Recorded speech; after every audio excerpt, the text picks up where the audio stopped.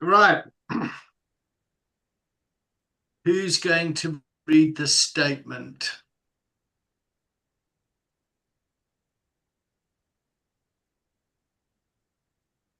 I can read it. Oh, you're such a warrior. Wonderful. Okay, go for it. Can you see it? It's just loading. Pre-recording consent. Before we begin recording, I want to make sure everyone is aware and comfortable. This session is being streamed and recorded as part of UAC Lero's mission to build recovery capital and challenge stigma. Your personal safety and comfort come first. If at any time you would like your contribution or recording deleted, please say so and it will be removed without question. Please remember to take personal responsibility for what you share. This is an adult learning environment, not therapy, mutual aid, or a faith-based organization. If you are happy to proceed, please give a verbal yes or use the chat to confirm you consent to the recording. Yes. Yes. Yes. Great. All right. Treven, do you want to build the container? In fact, Treven, will you please build the container? Just run me through what that entails again. You just say, let's check in, guys. And then I'm Treven and I'm feeling blah, blah, blah. Okay.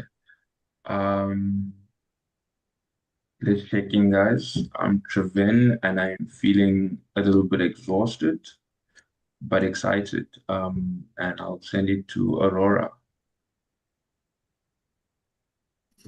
Thank you.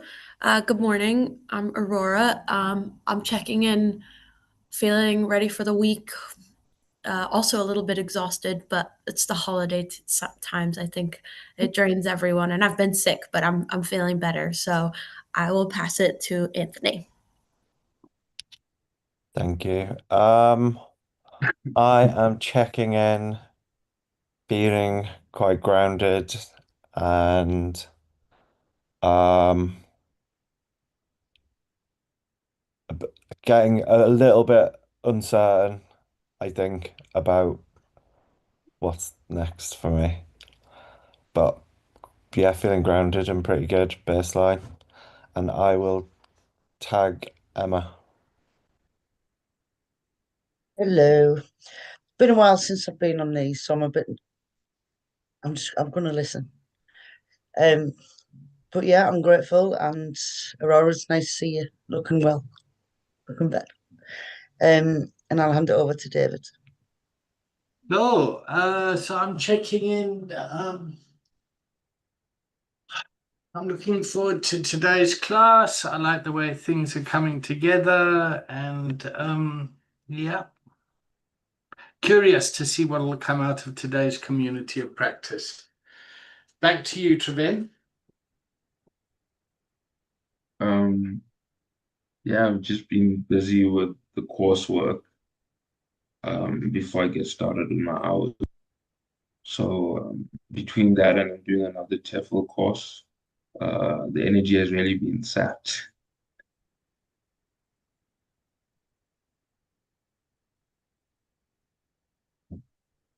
Cool.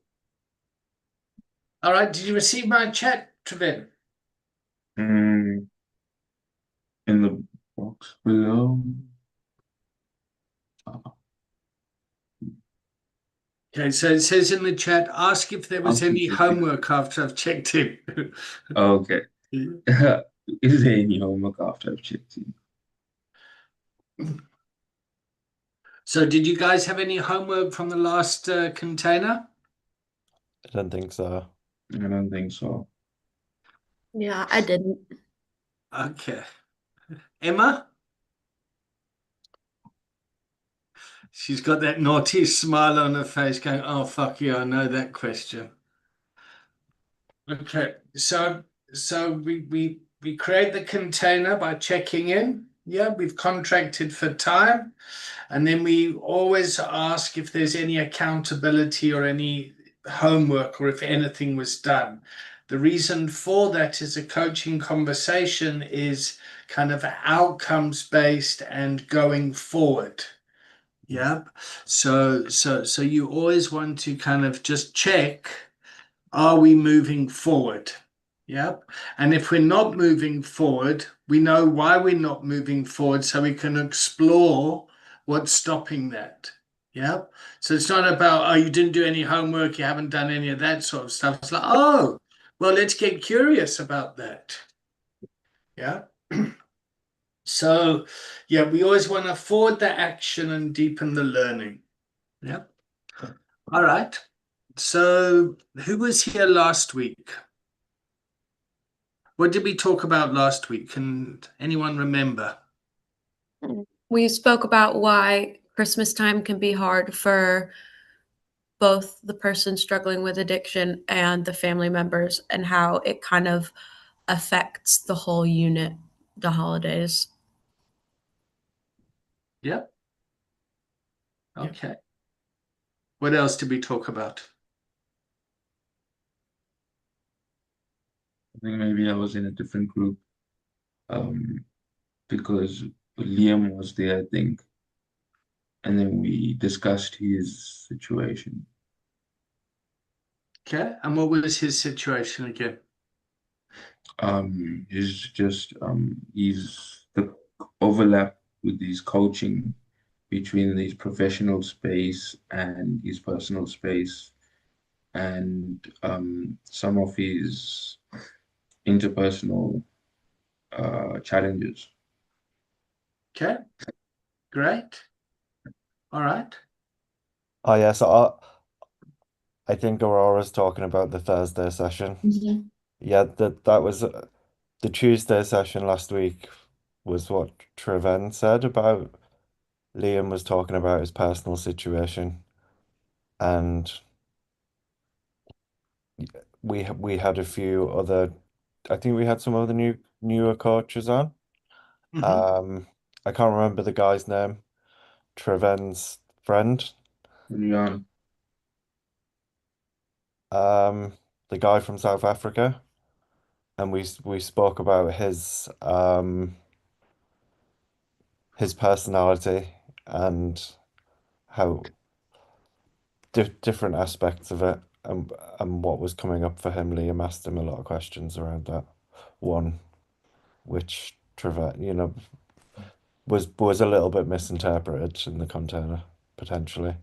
I think is that correct? I wouldn't say misinterpreted. I would just say that, although I knew that it didn't come from a space of malice per se, for lack of a better word, Yeah, um, it obviously created an internal feeling within me to yeah, defend him. yeah. That's what I meant. Yeah, I'm completely lost. I can't remember. I can't remember the guy's name. It was the first time I met him on the call. Rian. Rian. Okay. All right. Okay. All right. So where should we go today?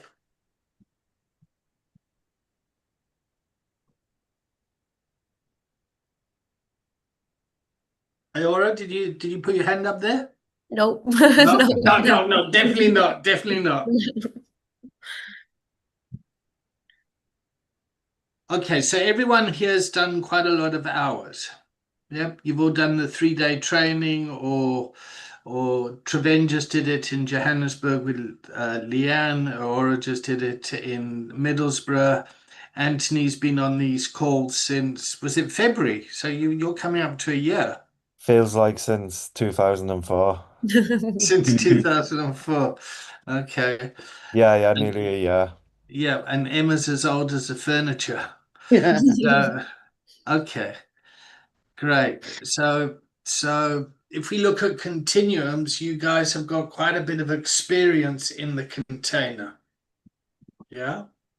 So I'm just waiting to see what the agenda is going to be today.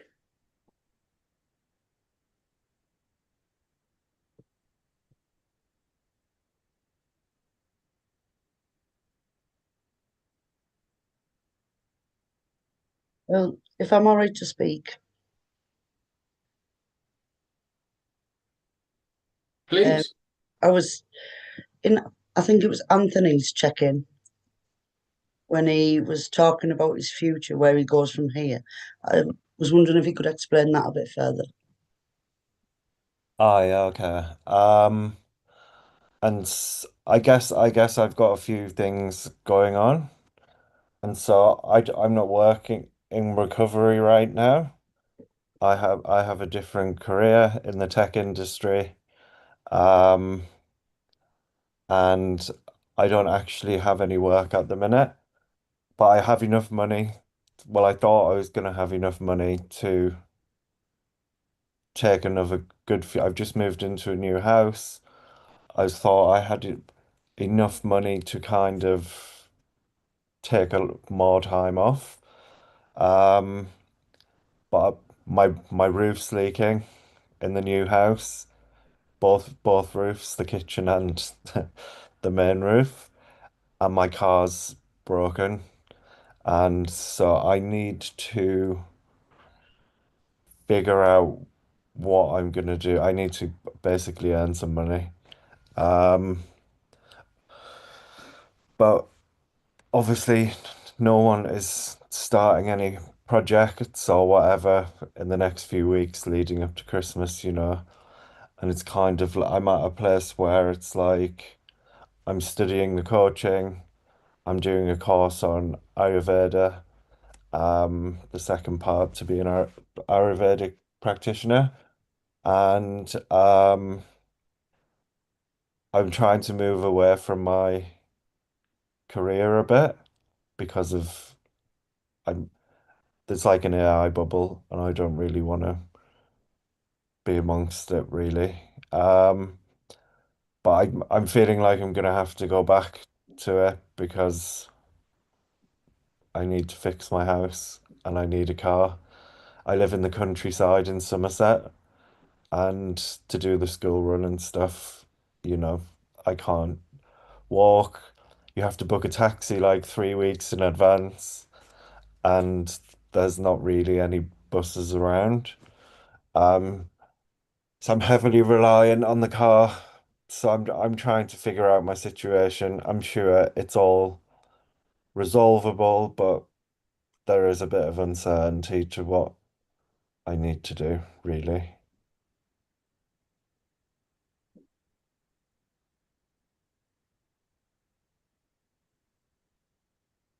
So So how where would should you we go? take this?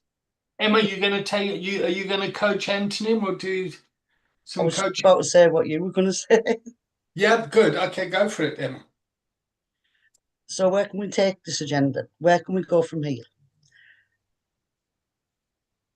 Like someone else, or Do we have any suggestions? Do we have any? So Anthony, you made that choice in life, didn't you? And it's happened. So how can you move forward from that? What are your options? What are my options? Leave, put it off as long as possible and hope, the problem is the main roof is my son's bedroom when he's here, so I can't just be like ignore it because it's a functioning bedroom. Um, and my car, um, there's a huge puddle in my footwell every time it rains at the minute. Um, so I don't know. I'm actually trying to lease a car at the minute to ease the burden rather than um have the outlay or take on some finance that I don't want to and keep the money and finish the things that I planned to do.